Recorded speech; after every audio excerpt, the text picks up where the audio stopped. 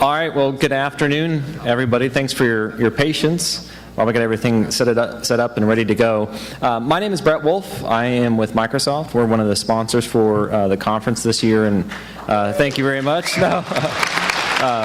It's being a local, so to speak, in North Carolina. It's great to see just the enthusiasm throughout the course of the day, and not just for the industry, but I think from a local perspective, it's really encouraging to see for me as well. So I'm just going to take a couple quick minutes for a few announcements. One is that as part of the sponsorship we have tomorrow, we're actually going to have an open hackathon relative to the top game. So we're going to give you a couple months to actually produce a game for either Windows 8 or Windows Phone 8, and we're going to actually award the top game in terms of downloads by June 15th. First place is going to be $1,000, second $500, and then third $250. But for anybody who publishes a game, we also have a program going on where you get $100 for every app you publish through the end of June anyway. And so what we're going to do tomorrow is just have some open lightning talks, whether it's about HTML5 casual games or Cocos 2D or Unity, whatever it may be. We're going to have a handful of folks from Microsoft to talk about the platform itself. And so that'll be starting at 9 o'clock at the back of the Expo Hall in Ballroom B tomorrow. And then subsequently, then also tonight, for those of you who are going to stick around, is Epic is having their party tonight. And so be sure to, if you have your party registration, make sure you bring that. You also have the ability to use your badge to get into the party as well. And that's at 8 o'clock tonight in the Lincoln Theater.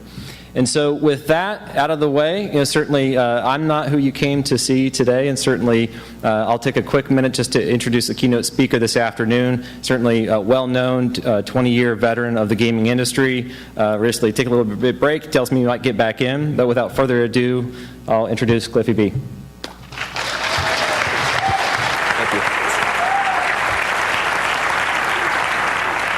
Thank you. Check, check. Are we good on the audio there? Is that good? Okay, not all at once, guys. Can I go to that Epic party later, or is that going to be awkward? Okay, well, I'll just crash and drink all the drinks. Thanks for coming out, guys. I'm really sorry about the delay. Here we are in 2013, and where we have amazing broadband service, and I have a 3D printer at my house, but PowerPoint is still the biggest pain in the ass in the world when you hook it up to laptops. So that was the cause of that. But thank you for having me here at the East Coast Game Conference, and it's a really nice thing to see happen out here, and to see that it's been growing 20 to 30% every year. And yes, I am in fact unemployed. So I have to confess to you that initially when Walter approached me about speaking at this talk, it was one of those things that I was like, sure, I'll do it, and I'll just recycle the story time that I did at PAX. And then I sat down and I thought about it. I thought about this show. I thought about the East Coast. I thought about Raleigh and the Triangle, and I realized that it deserves better than just recycling a talk that you can go watch on YouTube anyway. And besides, you guys all actually came out of your houses and came into Meet Space to come hear me, so the least I could do is do a custom presentation for you. Now, today I'd like to discuss several topics.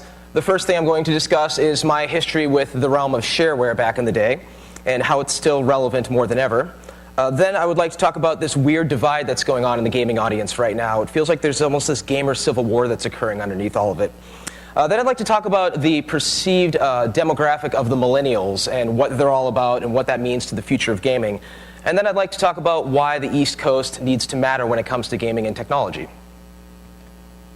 So to go way, way back to the shareware era, this was where I started in the early 90s. This was the magical time of bulletin board systems, exec PC, BBS, software creations. You actually would dial into these other people's computers and download files. This was id Software doing Wolfenstein and Doom. This was Apogee, which later became 3D Realms, doing Duke Nukem. And this was, of course, Epic Games doing games like Epic Pinball and Jazz Jackrabbit. And back then, we didn't have Wi-Fi and broadband and all these great internet connections. No, we had modems. And there were these brick-like devices that made heinous noises that sounded like two toasters having sex when they connected to one another. It was horrible, horrible. But it worked for the time being. And so this was the era of the original episodic entertainment. We would release episode 1 for free on goodwill. Hey, you like this? Trade it with your friends, give it out, enjoy it, share it, hence the name shareware. It was a wonderful era. Hopefully if you liked it, you'd send us money for episodes 2 and 3. Step 3, profit, right? It was really its own original Wild Wild West. And it was the American dream of software development, of starting out of Tim Sweeney's basement or my old bedroom at my mother's house. And so I've gone on record before and I've said that the industry is in turmoil, it's in utter chaos, at which point all of the websites and the internet picked up on this and, hey, free news story, free hits, people yelling and talking in forums about how I'm a douchebag or something. Fine, it's cool. But the thing is, I wouldn't actually refer to it as turmoil anymore. You could say that we're kind of in the midst of a storm. And since we're in Carolina, let's just go ahead and call it a hurricane right now. And you know, sometimes when there's a storm, things have a way of getting rearranged. You know, coastlines shift, trees fall, and rivers surge, and often what's left behind is stronger. It's different and sometimes occasionally better. And so I find myself, after 20 years of working at a wonderful studio, look at my awesome Photoshop there.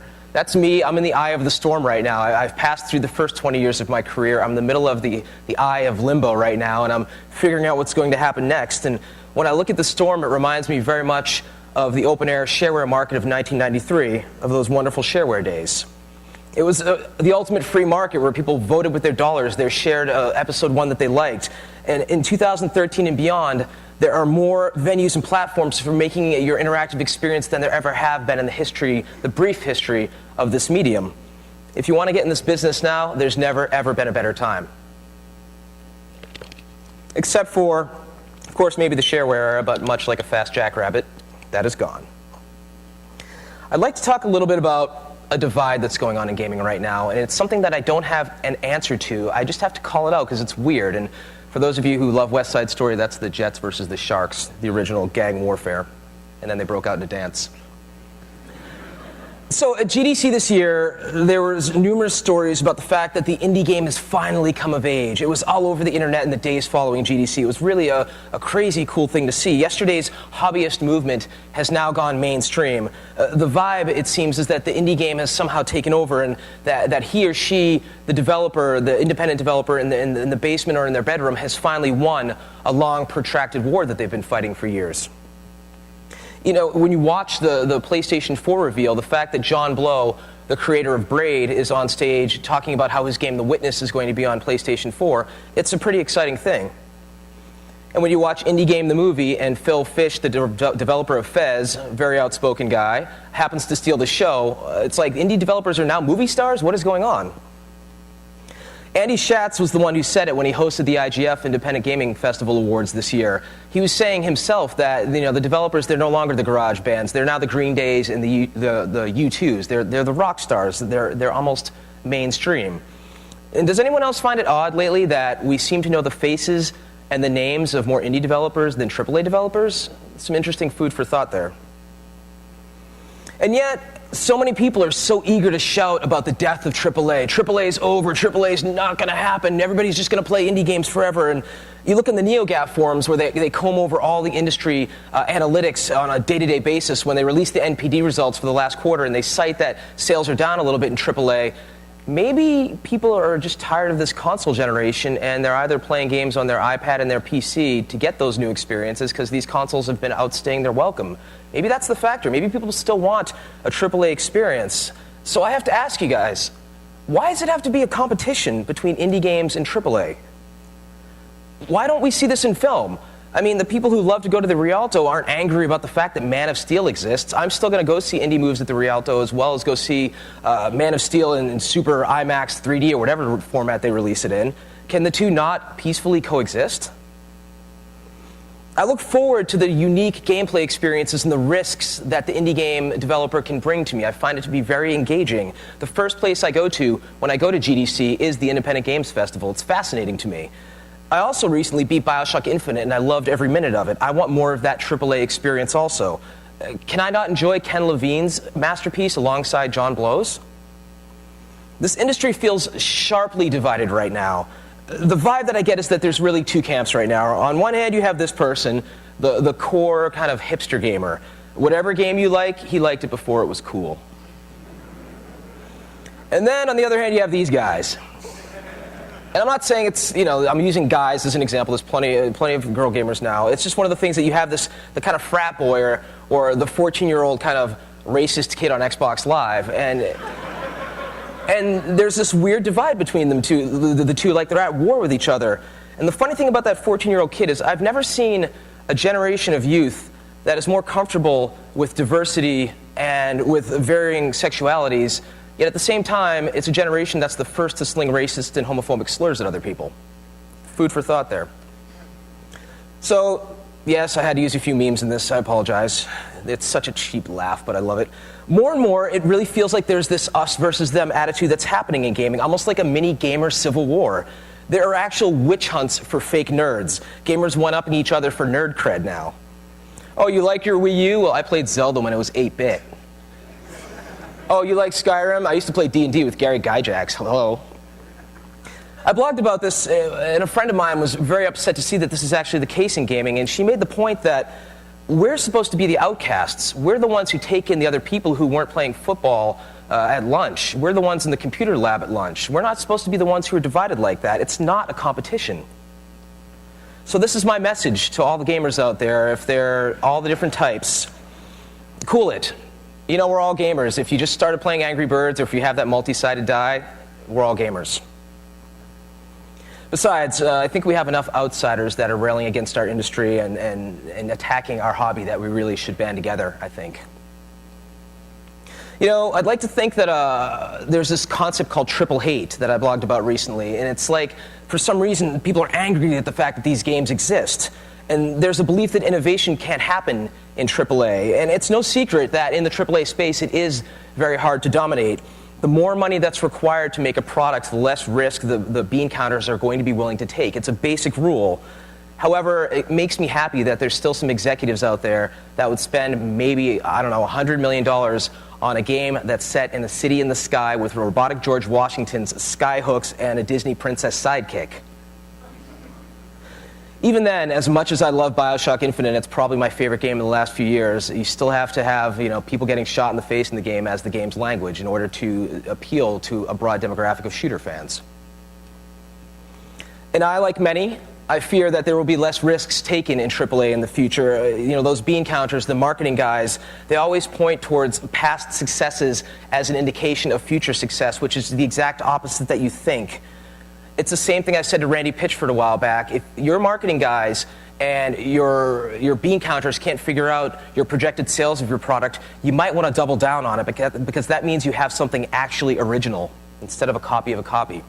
So several years ago, in another rant like this, I coined the term a power creative. And since then, I've come to believe in another term as well, the idea of a defiant visionary. You know, this is a person who's not out to be your friend. They don't always say yes. They have their eye on the prize to make something amazing and to innovate by any means necessary. People like Steve Jobs, Will Wright, Ken Levine. Take a talented, quite possibly crazy visionary, surround that person with a phenomenal team, and get the hell out of the way. Let the magic happen. Now, when I talk about the industry changing, I talk about the edges expanding. You now have room for giant teams to make, you know, games with 1,000 people like Assassin's Creed. But you also have room, again, for the American dream of 4 people in a garage banging out their dream product. Or a handful of developers these days can make a breakout hit on the App Store or on Steam. I mean, how many people did Mojang actually have on staff when Minecraft was gestating? I'd wager to say it wasn't a lot. I want to talk a little bit about Palmer Luckey. Palmer's a young gentleman inventor who is largely, if not completely, responsible for the Oculus Rift. For those of you who don't know, that's the 3D headset that is taking over every conference that it goes to. There is a 2-hour wait at a recent show. People are just dying to see it because it really quite works. Here's a young man who, through his tinkering in his own garage, is single-handedly bringing back virtual reality from the joke that it was from the 90s. It's not the Lawnmower Man anymore. It's not Dactyl Nightmare. This is some true next-generation stuff. And here's one person who then surrounded himself with a wonderful team who's making a very, very innovative product. It reminds me of myself or any other young developer in their garage or parents' house. And if you look at the way that they're launching the Rift, it's really quite brilliant. They crowdsourced the funding through Kickstarter, is all the rage these days, but it wasn't just to put the headset out. They crowdsourced the dev kits, which are now getting into the hands of hungry developers out there. So I want to ask you a question. You think Palmer and those guys know what the killer app is for the Rift? Possibly. They might know how to make the perfect game. But you know what? There's a good chance out there that there's a small, hungry team of developers who might have a better idea. But why not let them have a shot at it? When we talk about team size, it's important now to consider it's not just about your team. Your community is your team as well. You can crowdsource your levels. You can crowdsource anything in your product. People are eager to contribute in this manner. Crowdsourcing your killer app for some hardware. Who'd have thought of that? Today I'd like to talk about kids these days, this generation of gamers. It's really this, again, sorry about the memes, but it's a pix or it didn't happen generation. Somebody says something happens and it's like, oh, I didn't see that in your Facebook, therefore it didn't happen. Post that stuff, man, share it. And pundits like to put generations and demographics into these nice, tidy little buckets. And the term for the youth, as you can tell from the image I'm about to discuss, are millennials. And I absolutely loathe this term because it sounds like a disease. It's like, I can't come out to the bar tonight, my millennials are acting up, oh man. And I've always had trouble with these demographic labels. I think they're manufactured by marketing people who like to, create those buckets for people who count the money. Honestly, there's just as many older gamers who enjoy doing many of the same things that the millennials do. There's really no line there. But if we were to try and define this, we would identify this group as a group that largely grew up with Napster and LimeWire, and now they're moving on to BitTorrent. This group of gamers expects things for cheap, but if something's great, they will shell out for it, hence the rise of free-to-play. I will give you as much money for your game as I think it's worth. Many of these gamers who torrent may not even realize that it's technically a crime. They may see it as a victimless crime. I, for one, would rather convert these gamers into paying customers as opposed to spending federal money to track these gamers down, arrest them, intimidate them, or pass laws that could potentially limit internet freedom. Thank you very much.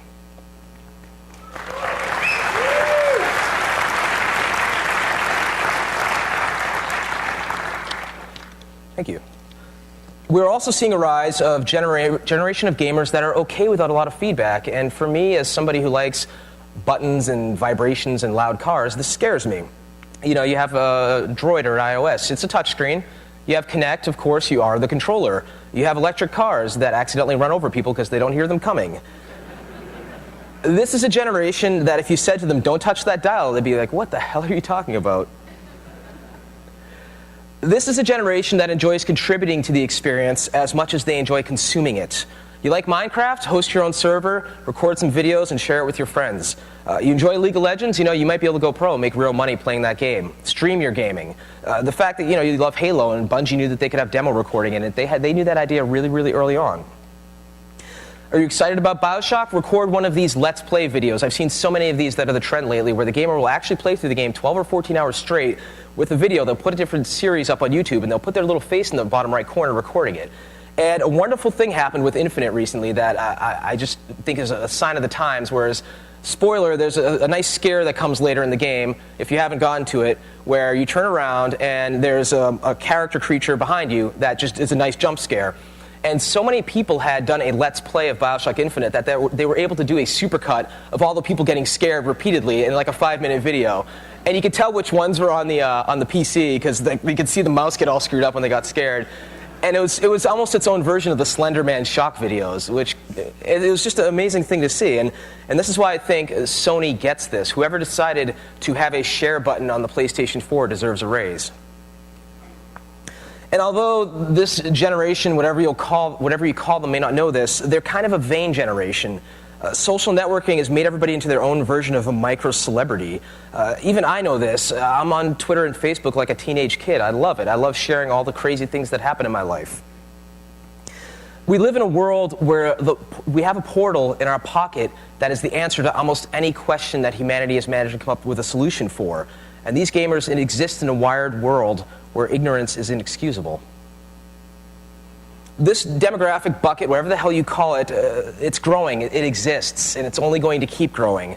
And the studio, the publisher, the developer who figures out a way to tap into that and cater it, will win in the future.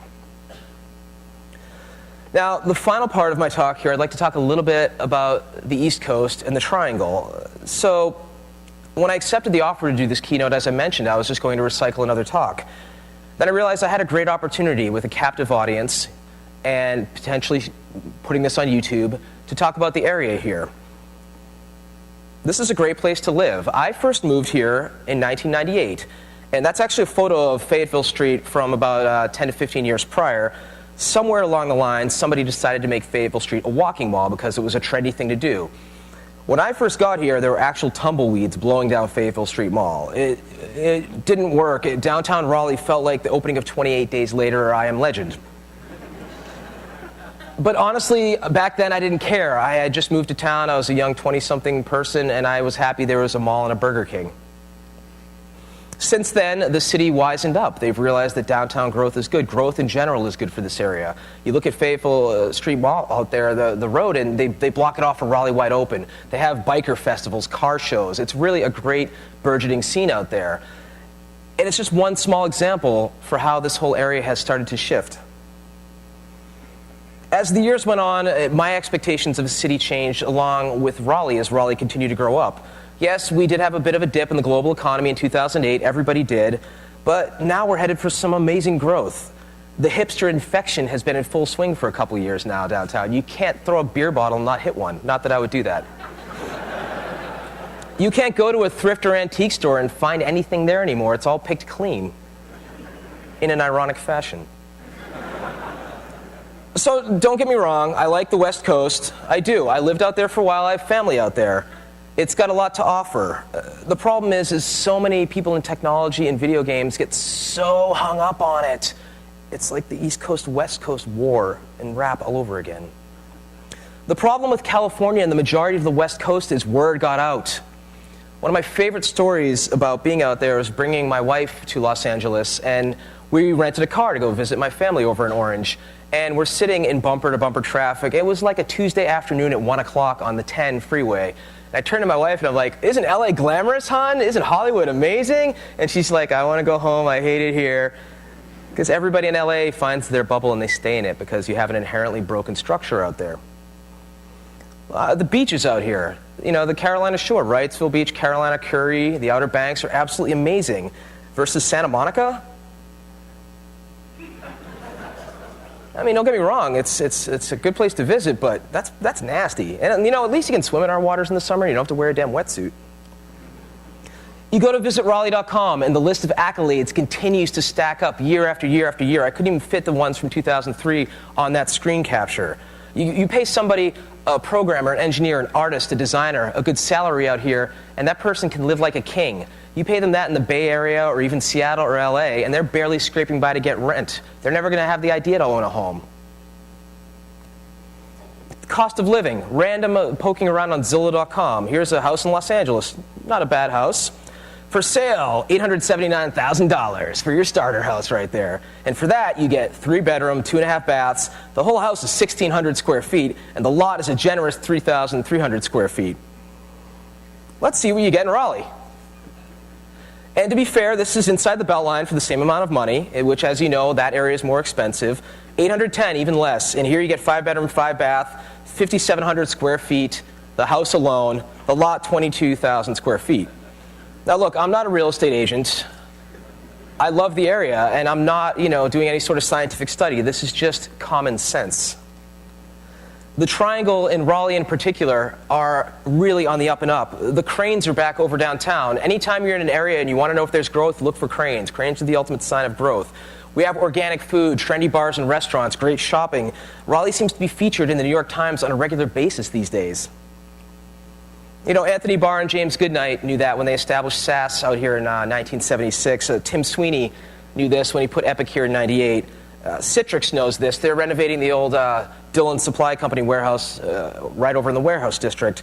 And Ashley Christensen is like a local celebrity chef, and she's becoming a national celebrity now and knows that this area is great. Don't even get me started on the amount of amazing companies that double down on RTP. I'm going to let you in on a little business secret. This applies just as much to technology as it applies to real estate and any other intelligent business decision. Find an emerging area early and ride it up. Hugh Hefner knew at a young age, hey, I like girls. I think this magazine thing's going to be big. I should put those two together. The Playboy Empire was built on that. id Software, the first-person view in games. They invented the first-person shooter, and they owned that for so long. Bungie realized that there was no market for first-person shooters on consoles, hence the Halo franchise. The list goes on and on and on. And the same thing applies to any emerging city. You go to Brooklyn, all the cool people, you go to New York City, you want to go to Brooklyn. All the cool stuff's happening in Brooklyn these days. You look at locally, I mean, places like Brooklyn Heights and historic Oakwood. I have a friend of mine who bought a house in Boylan Heights, and they changed it up, switched it, renovated it, and they doubled the value of it. And then as the neighborhood grows, their value will rise in that house. It's basic gentrification 101. So here's the thing, though. Raleigh and the South still suffer from a bit of a national perception problem.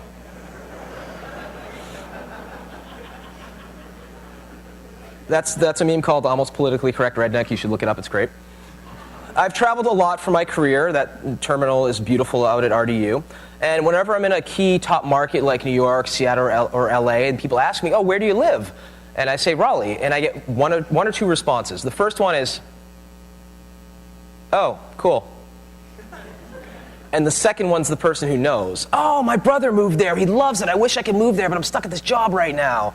And they're the person who actually understands that. And this actually reminds me of one of my favorite stories about going out when I first started going out downtown years ago. And I was chatting up a nice young girl at a bar. And she says to me, I don't get out to the big city that often. And I say to her, yeah, no, I only get up to New York 2 or 3 times a year. And she goes, I'm talking about Raleigh. Ode how times change. So my point is, we're at the era of a new dawn of technology and gaming, and the Triangle, and Raleigh in particular, deserve to be the anchor for East Coast development, a hub, if you will. We have so many wonderful universities around here. Wouldn't it be amazing if some young, bright student went to one of the local universities from out of state and decided to live here because they got a fantastic job right out of school? I'm calling on the city's leaders to do more to get the word out about our fine city. I'm calling on the state to do their job as well. Now is the time to change the perception of the Old South. This is the New South. And I personally think it's a great place to live, work, and play. It's a great place to start a company, a technology company maybe, or even potentially a gaming company. Thank you.